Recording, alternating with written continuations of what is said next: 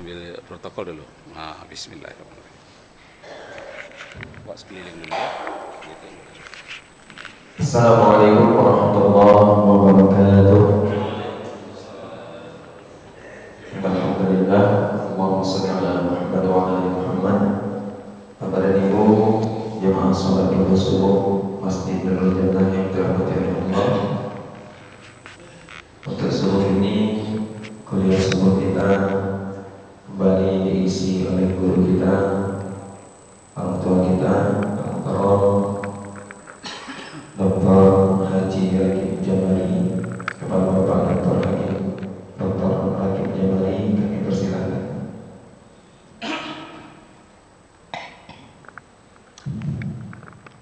Assalamualaikum warahmatullahi wabarakatuh. Waalaikumsalam warahmatullahi wabarakatuh. Alhamdulillah wa syukurillah. Asyhadu an la ilaha illallah wa la syarika lah. La haula wa la quwwata illa billah. Kaum muslimin, jemaah kuliah subuh yang saya hormati, kuliah subuh kita pada pagi hari ini tentang ramalan, ya. Ramalan itu ada yang menyebutnya sinyalemen, ada yang menyebut ramalan itu prediksi.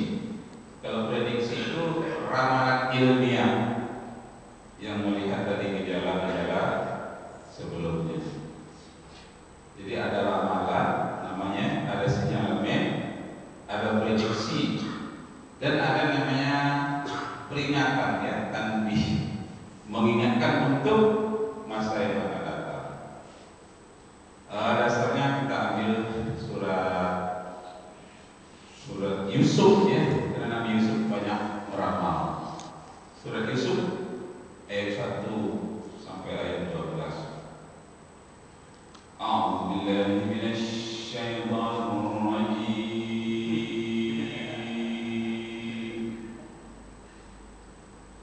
Bismillahirrahmanirrahim. Alif lam ra.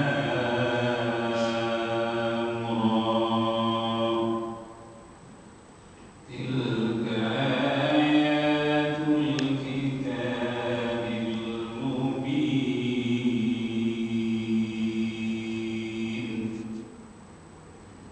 Inna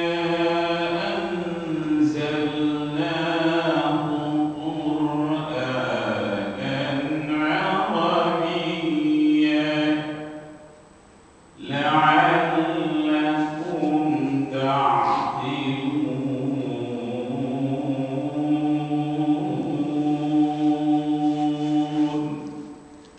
Shadaqallahul azim. Nah, itu baru ayat 1, ayat 2. Ayatnya 12, ya, yang bercerita tentang Nabi Yusuf. Jadi dibacakan di awal saja. Yang di tengahnya itu wa idh qala Yusufu li abihi ya abati inni ra'aytu ahada 'ashara kawkaban wasy-syamsa wal qamar inni ra'aytu li sajidin.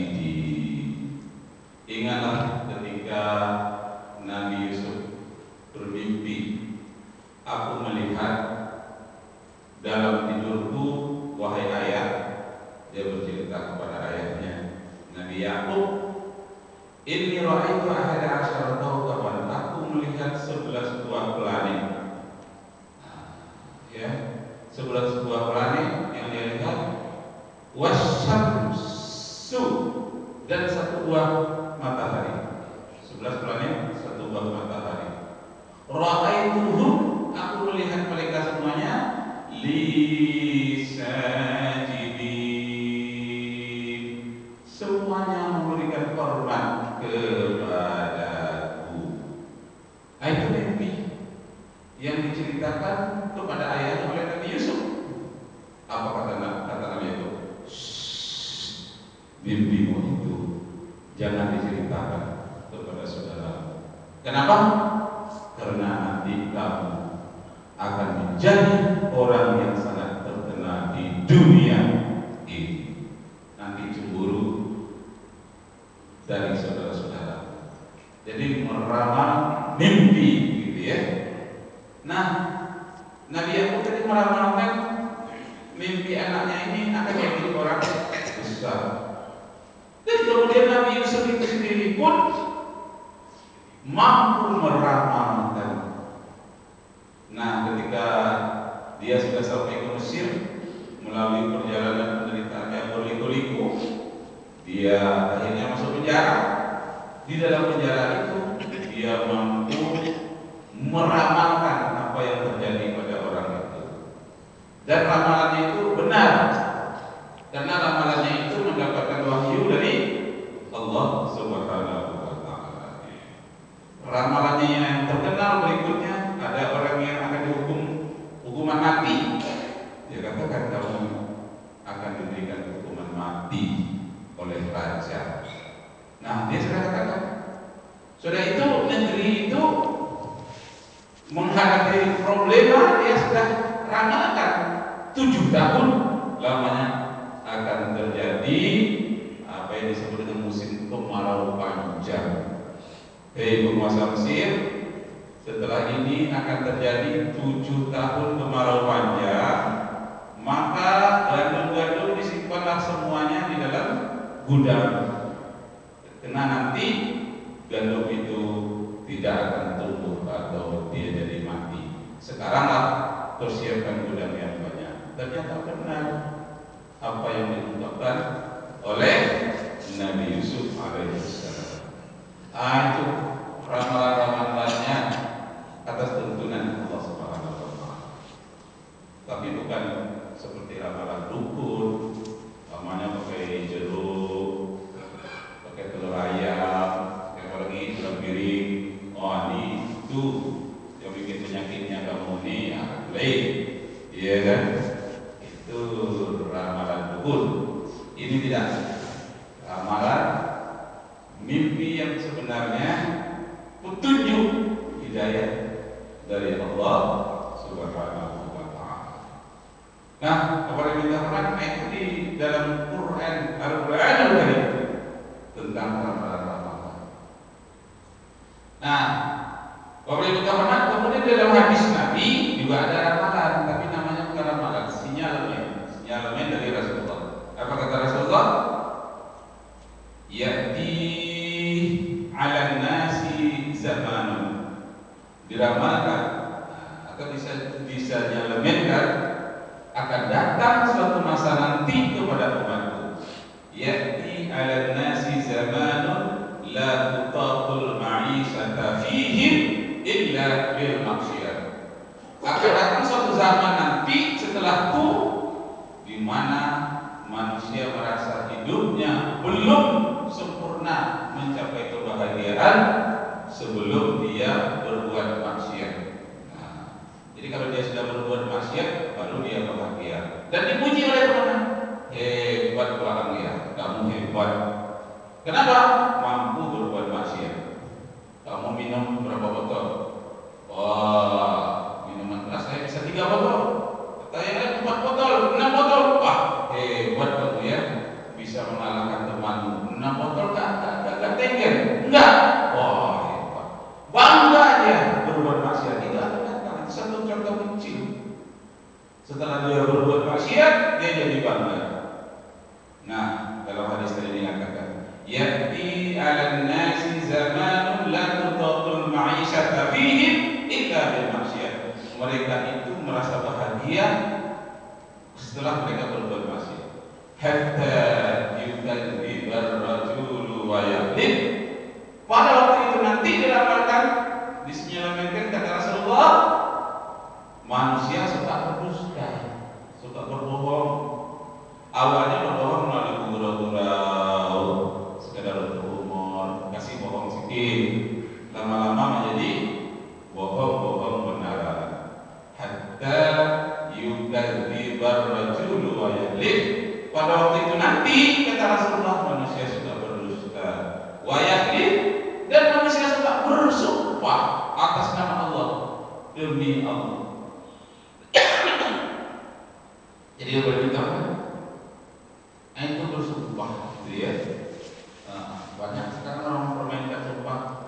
pegawai negeri mau diangkat jadi pegawai negeri disumpah, jadi saksi disumpah, jadi hakim disumpah. Akibatnya banyak orang makan sumpah dan terkena sumpah.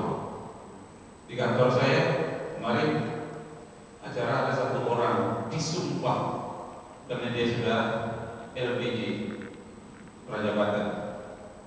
Kalau disumpah saya ada di situ. Orang bersumpah waktu Quran, demi Allah bersumpah. Iya kan? Nah, itu sudah sumpah belum? Belum. Yang sumpah itu hurufnya harus 3. Huruf kasam, huruf sumpah. Wallahi, demi Allah bersumpah. Nah, itu baru. Sekarang baik departemen agama maupun yang departemen lain, saya mendengar wallahi tidak diucapkan, hanya terjemahannya saja. Demi Allah bersumpah. Ya, terjemahannya sumpah juga, tapi ikut ayat dicontohkan oleh Rasulullah. Jadi wallahi, billahi, tallahi, wa bata, 3 itu yang huruf sumpah. Itu tidak diucapkan pada sumpah pegawai negeri saya berkali-kali gitu ya.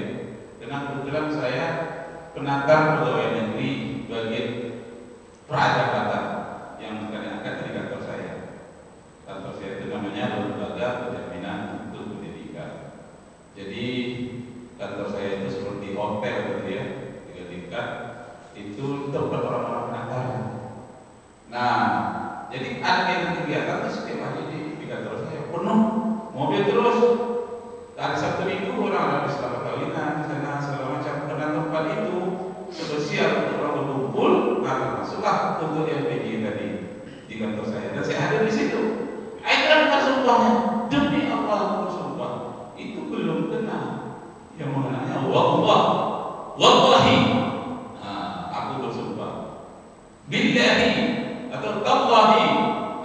Itu dipakai huruf sumpah malah lebih ringkas. Nah, Bapak Ibu teman-teman, pada akhir zaman nanti digambarkan kata Rasulullah, manusia akan suka bersumpah, sikit-sikit bersumpah. Setelah itu dia melanggar sumpahnya. Dalam fikih seharusnya kan kena kifarat orang melanggar sumpah. Kifaratnya berpuasa 2 bulan berturut-turut, atau memerdekakan seorang budak, atau beri makan 60 orang fakir miskin, hampir sama dengan melanggar ketentuan di bulan Ramadan suami istri. Nah, Bapak Ibu teman itu ramalan dari Rasulullah. Disebutkan nanti manusia tak segan-segannya berdusta dan bersumpah. Untuk apa Rasulullah menyampaikan sinyalemen itu? Untuk supaya jangan terjadi. Kan sudah diramalkan memang begitu. Nah, beda dengan ramalan dukun, dengan ramalan ilmuwan, dengan ramalan dari Rasulullah yang disebut dengan sinyalemen itu. Itu litanbih namanya, untuk peringatan. Hai umatku, kalau terjadi di zaman seperti itu, kalian jangan ikut-ikutan. Di mana orang senang suka berdusta, suka bersumpah, lalu dia langgar sumpah itu. Jangan umatku terlibat seperti itu. Itu maksud peringatan dari Rasulullah SAW. Jadi sudah 2 ramalan ya. Ramalan yang disebutkan di dalam Al-Quran, yang disebutkan di dalam hadis. Kemudian ramalan para ilmuwan, itu namanya prediksi. Nah, ciri-ciri orang ilmiah itu begitu, mampu menyebutkan apa yang dia teliti, mampu menerangkan apa yang dia teliti, dan mampu meramalkan. Dia disebut dengan prediksi. Itu baru ilmiah namanya, mampu membuat prediksi dari hasil penelitiannya. Nah, Bapak Ibu hormat, diprediksi, diramalkan kira-kira 5 tahun yang akan datang itu negeri Cina yang penduduknya hampir 2 miliar orang itu kehabisan makanan, makanan tidak cukup untuk rakyatnya sendiri. Walaupun seluruh ladang telah diaktifkan, seluruh industri sudah dijalankan, tapi 5 tahun lagi makanan habis.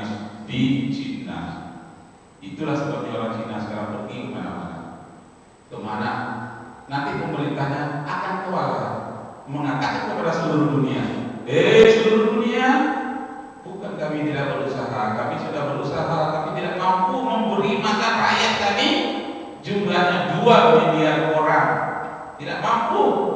Sekarang aku serahkan kepada dunia bagaimana menanganinya. Di antaranya katanya 100 juta orang mencari tempat ke Asia Tenggara, tidak mustahil di Indonesia. Makanya orang-orang kaya di Malaysia, Cina mulai untuk menampung kira-kira 100 juta orang yang akan berimigran ke Indonesia. Apabila datang waktu 5 tahun lagi katanya akan terjadi habis makanan di dunia. Nah, itu ramalannya Bapak Ibu. Nah, kalau ramalan berikutnya itu dalam bidang ekonomi ya, dalam bidang politik. Nah, itu diramalkan bahwa ideologi komunis yang menyatu dengan ideologi liberal, nah, itu akan mencekam dunia. Mereka tidak lagi peduli dengan agama, mereka menganggap semuanya relatif, dan mereka akan menanamkan paham-paham yang menjauh dari agama. Nah, karena itu Bapak dan Ibu terhormat, peringatan bagi kita, perlu kita memperkuat, menanamkan kecintaan terhadap agama kepada anak cucu dan keturunan kita. Kalau tidak, mudah terpengaruh oleh komunisme, mudah dipengaruhi oleh skeptisme. Skeptis ini meragukan segala sesuatu. Kalau untuk dasar penelitian ilmu alam itu bagus, skeptisme. Tapi dalam beragama tidak laku. Dalam agama yang laku adalah keyakinan, faith of religion, keyakinan dalam beragama. Nah, Bapak dan Ibu terhormat, itu ramalannya dalam bidang politik, dalam bidang ekonomi. Nah, terakhir ramalan tentang alam semesta. Para Ibu terhormat, menurut ahli geografi, Pulau Jawa akan tenggelam tidak lama lagi. Sekarang saja itu katanya 1,5 inci per tahun turun Pulau Jawa, ya, turun, lama-lama tenggelam. Sudah dimulai oleh Sidoarjo dengan lumpurnya, ya. Ini yang di bawah naik ke atas lumpur, yang di atas nanti ambruk ke bawah semuanya. Kenapa? Karena ada satu teori geologi bahwa lempeng benua ini, lempeng bumi ini, dia timbul tenggelam. Ada yang timbul, ada yang tenggelam. Timbul akibat tekanan magma dari lapisan bumi menolak ke atas. Tengah laut jadi timbul, jadi pulau. Tenggelam apabila magma yang di bawah ini dia sudah keluar, kemudian yang di bawah, yang di atas tertekan ke bawah, jadi tenggelam. Jadi timbul tenggelamnya suatu pulau, bahkan satu benua. Nah, ada yang disebut tenggelam, tapi ada pula yang menjauh. Itu diperkirakan Amerika pada tahun 2017 ini. Nah, itu diperkirakan akan terjadi gempa 15 skala Richter, hampir 2 kali yang terjadi di Aceh. Ya, dengan gelombang tsunami-nya mencapai Asia Tenggara. Gelombangnya itu sebagian sampai ke Indonesia. Sehingga Amerika Utara dan Amerika Selatan itu terbagi dua, terpecah dua, dan masyarakatnya pada umumnya mati kena tsunami sebagian besar, hanya sebagian kecil yang tinggal. Jadi akan terjadi pada 2017 ini di gempa besar di Amerika, dan kemudian disusul oleh gempa besar juga terjadi di Cina. Cina itu. Kemudian disusul di Rusia. Jadi di tempat-tempat seperti itu diramalkan oleh ahli geologi akan terjadi gempa-gempa yang sangat besar di atas dari 10 skala Richter. Sedangkan di apa itu di Aceh kemarin kan cuma 8,9 skala Richter. Sudah seperti itu, apalagi kalau di atas 10 skala Richter. Nah, parameter itu terjadi di bumi. Timbul tenggelamnya satu benua, terpecah satu benua. Kalau di Indonesia ini Pulau Jawa ya akan tenggelam, dan kemudian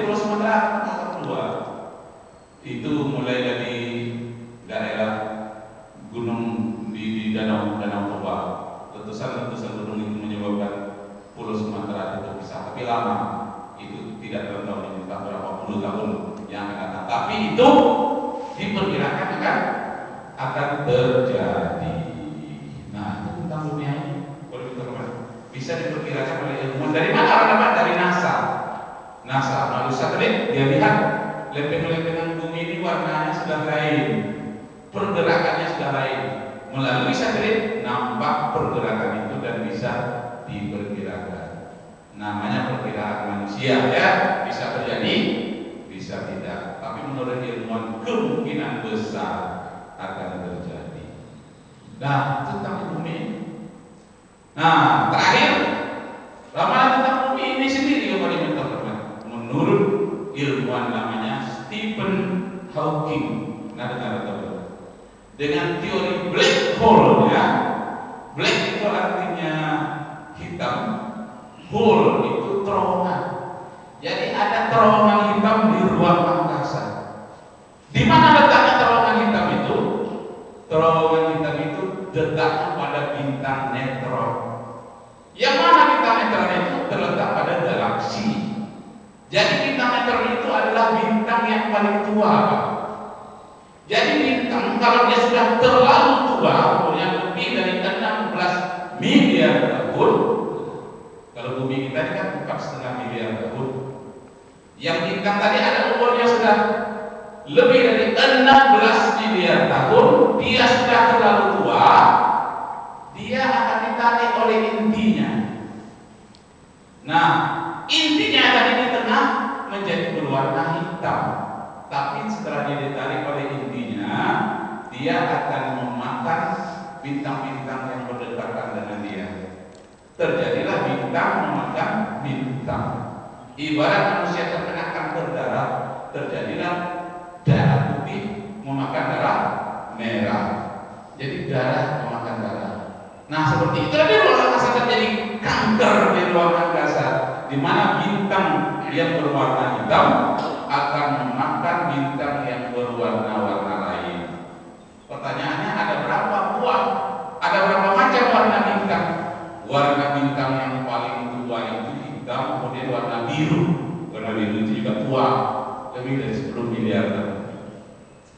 Warna bintang itu ada 7, Bapak Ibu, yang disebut dengan Mecinquihibinium. Merah, jingga, hijau, biru, kuning, nila, ungu. Ada 7 warna bintang. Yang paling tua itu warnanya menjadi hitam. Kenapa hitam? Hitam itu adalah kumpulan dari seluruh warna. Jadi kalau Bapak melukis, digabung seluruh warna Mecinquihibinium tadi, digabung dia menjadi hitam. Nah, setelah dia warna hitam tadi, dia akan memakan bintang-bintang lain. Jadi kalau kita melihat ke ruang angkasa memakai teropong astronomi, itu kelihatan bintang-bintang itu sudah jarang sekarang. Jarang, karena dimakan oleh bintang neutron yang memiliki black hole itu tadi. Nah, dimakannya bintang memakan bintang. Nah, apa yang tunjukkan yang terjadi di sini? Katanya di dalam keterangan dari analisis teropong bintang itu, bahwa mulut dari bintang hitam itu sekarang menghadap ke matahari kita. Nah, jadi kalau mulutnya sudah menghadap kepada matahari kita, berarti sudah dekat masanya matahari pun akan digulung, akan ditelan oleh black hole itu tadi, bintang hitam. Kalau matahari ditelannya, dimakannya, otomatis bumi masuk ke dalamnya. Kenapa? Karena matahari merupakan induk dari bumi, maka bumi juga akan tertelan oleh bintang hitam itu. Itu menurut ramalan ilmiah. Nah, bagaimana menurut Al-Quran? Penelitian dari Stephen Hawking itu, orang tercerdas kedua setelah Einstein di Amerika. Menurut Al-Quran bagaimana? Mungkinkah matahari ini akan ditelan oleh bintang black hole itu? Ternyata Al-Quran sudah menyatakan iza samsu kuwirat, tunggu masanya ketika matahari telah digulung. Nah, Al-Quran mengakui adanya tentang kehancuran matahari, Pak Ibu. Iza samsu kuwirat wa iza nujum kadarat, apabila matahari telah digulung dan bintang-bintang menjadi lenyap, bintang terangnya menjadi lenyap. Itu isyarat dari Al-Quran. Penelitian-penelitian para ilmuwan itu banyak sekali dasarnya dari Al-Quran, Bapak Ibu Muhammad. Nah, ini yang sangat mengerikan. Iza syamsu kuwirat wa iza nujumun kadarat, matahari digulung. Pertanyaannya, yang digulung itu kan biasanya kertas, tapi sekarang kenapa disebut matahari itu digulung? Karena Bapak Ibu hormat, matahari itu mengelilingi induknya namanya galaksi, dia berputar, bergulung. Putaran-putarannya ini lama-lama dia berputar. Apabila mendekati black hole itu tadi, maka dia akan ditelan oleh bintang-bintang itu. Nah, dalam Al-Quran, dalam ajaran Islam, itu yang disebut dengan kiamat kubra, itu yang disebut dengan kiamat besar. Bintang-bintang lenyap, matahari, bumi pun digoncang, air laut menjadikan meluap dan seluruhnya hancur. Itulah kiamat kubra. Nah, itu ramalannya. Jadi untuk apa ini kita pelajari? Supaya kita tahu diri bahwa manusia tidak punya kekuatan apapun di alam semesta di bumi ini. Karena itu agungkanlah Allah. Allahu Akbar. Hanya Allah saja yang maha besar. Yang lainnya kecil. Bumi kita kecil, matahari kecil, bintang-bintang semua kecil, akan hancur. Lebih-lebih kecil lagi diri kita manusia. Karena itu bersujud syukurlah, berserah dirilah kepada Allah Subhanahu wa Ta'ala. Demikian Bapak dan Ibu terhormat, kita sambung ya. Kalau saya sebutkan satu persatu dari ramalan yang ada di Indonesia saja, itu bisa tujuh kali ceramah subuh gitu ya. Tentang black hole itu kan ilmunya astronomi Bapak Ibu terhormat. Tapi mulai dari kehancuran bumi itu sampai ke galaksi, galaksi itu banyak lagi. Galaksi Magellan, galaksi Andromeda, kalau kita ini namanya adalah galaksi Bima Sakti. Itu saja dibahas sangat banyak sekali. Itu ilmu apa? Ilmunya Al-Quran. Maka dalam Al-Quran ada surat An-Najm, ada surat Asy-Syamsu, ada surat Al-Qamar. Banyak sekali. Ternyata ilmu Al-Quran luar biasa. Banyak, tak cukup waktu kita, umur kita mengkaji ilmu Al-Quran itu tidak cukup. Karena itu apa yang kita dapat kita amalkan walaupun satu ayat. Kata Nabi pun tidak usahlah semuanya kamu dapat. Balighu anni walau ayat. Dapat satu ayat sampaikan walaupun hanya satu ayat. Wabillahi taufiq wal hidayah. Wassalamu alaikum warahmatullahi wabarakatuh.